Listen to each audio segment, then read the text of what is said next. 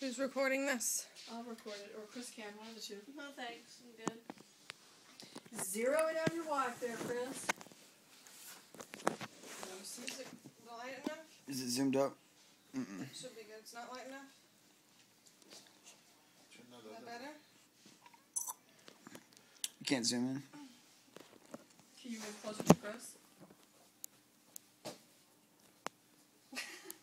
I'm gonna stand right there. Okay. Stand right where you were. That other one throws light off the... According to the Child Welfare League of America, in 2006, law enforcement agencies reported more than 1.3 million arrests for children or young adults under the age of 18. Now that is a scary statistic to think about, but fortunately, kids can avoid being part of that statistic by getting involved in an extracurricular activity at a young age.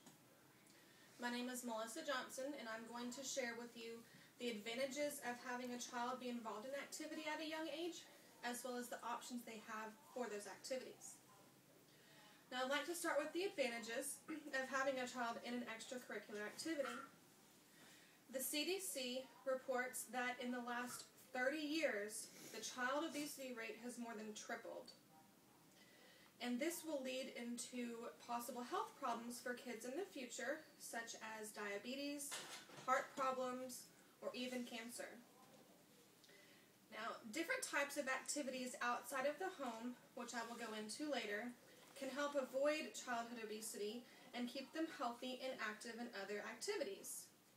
Whereas staying at home gives the kids opportunities to sit on the couch all day watching TV, playing video games, or being on the computer.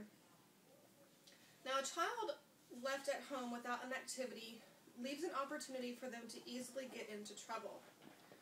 Extracurricular activities can keep them involved in stuff like games, practices, rehearsals, or meetings, so they aren't bored and looking for things to do, like the bad things like drugs, or hanging out with the wrong crowd, or even doing bullying or fighting, or any other bad activities you don't want them being involved in.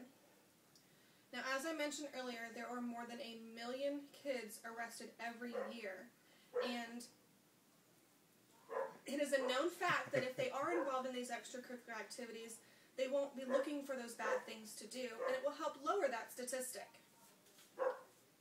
Now, another reason to get a child involved in extracurricular activities is because it gives them the opportunity to be interested in something at a young age.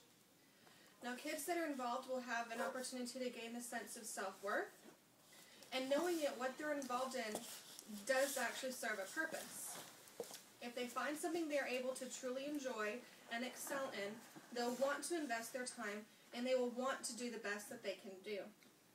The ultimate reward for a child is to go on to college and play at a higher level for any of the curricular activities they do, as well as potentially follow in the footsteps of their role model and maybe even go on to play professionally.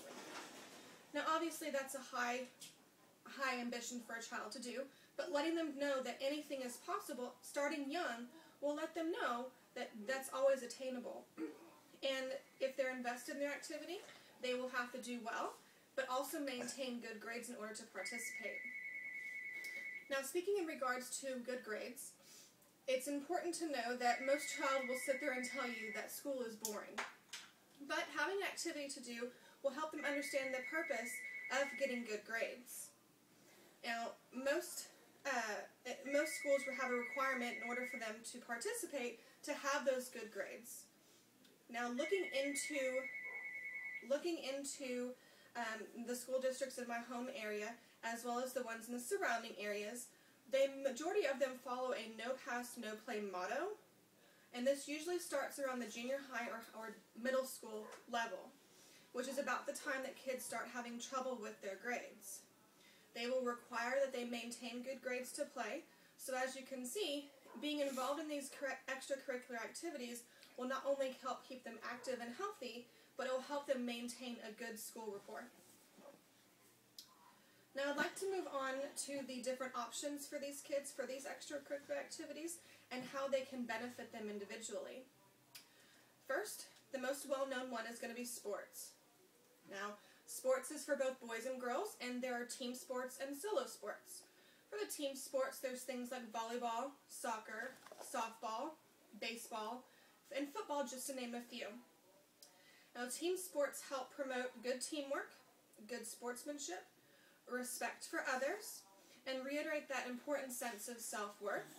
And being involved in a team sport can help them to find friends or make new friends if they're having trouble doing so at school. There are also solo sports like martial arts and boxing, or gymnastics and swimming. And these solo sports will usually have the same benefit that a team sport will, and for the most part they are still a team sport, but it will help promote more individuality for these kids. Now, another option kids have is dance, art, and music. Dance, art, and music can help children who aren't absolutely maybe athletically inclined as other kids are, or maybe they just don't like sports like other kids could. So it lets them be involved in something that they're interested in and that they're good at. These activities can help them be creative, coordinated, and also help them to use their brain in many different ways.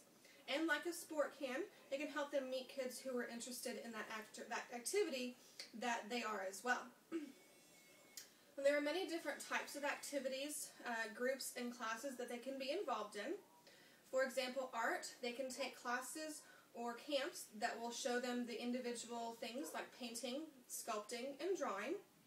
And for music, there are camps and classes they can take that will help them be involved in what they particularly like, a certain kind of music they might like percussion, or drums, or guitar, or even the piano or singing.